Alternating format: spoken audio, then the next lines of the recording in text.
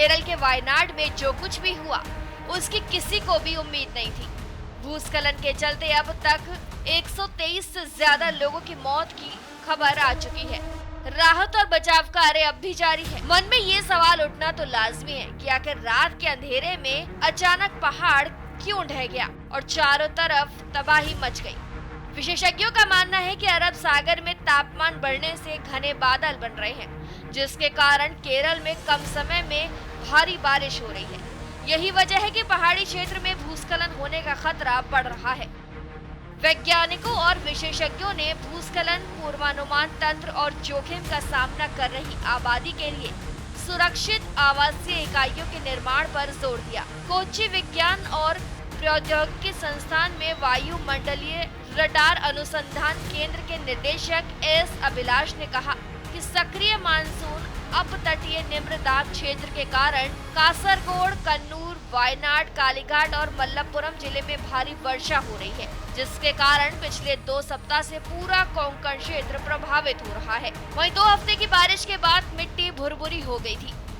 उन्होंने कहा कि सोमवार को अरब सागर में तट पर एक गहरे मेसोस्केल क्लाउड सिस्टम का निर्माण हुआ और इसके कारण वायनाड, कालीकट, मलप्पुरम और कन्नूर में अत्यंत भारी बारिश हुई, जिसके परिणाम स्वरूप भूस्खलन हो गया।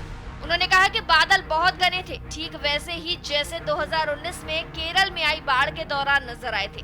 वैज्ञानिकों को दक्षिण पूर्व अरब सागर के ऊपर बहुत घने बादल बनने की जानकारी मिली। उन्होंने कहा कभी कभी ये प्रणालियां स्थल क्षेत्र में प्रवेश कर जाती हैं, जैसे कि 2019 में हुआ था।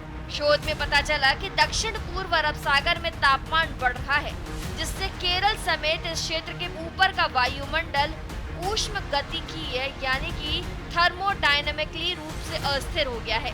वहीं शोध में आगे पता चला कि घने बादलों के बनने में सहायक ये वायुमंडलीय अस्थिरता जलवायु परिवर्तन से जुड़ी है।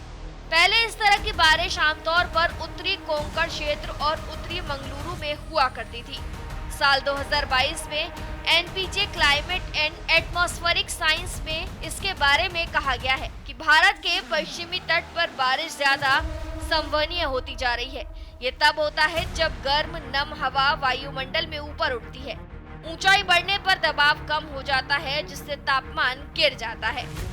वहीं आपको बता दें, भारत मौसम विज्ञान विभाग के अनुसार त्रिशूर, पल्लक्कड़, कोझिकोड, वायनाड, कन्नूर, मलप्पुरम और एर्नाकुलम जैसे जिलों में कई स्वचालित मौसम केंद्रों में 19 सेंटीमीटर से 35 सेंटीमीटर के बीच वर्षा दर्ज की गई। उन्होंने कहा कि क्षेत्र में आईएमडी के अधिकांश स्वचालित मौसम केंद्रों में 24 घंटे में 24 सेंटीमीटर से अधिक बारिश दर्ज हुई।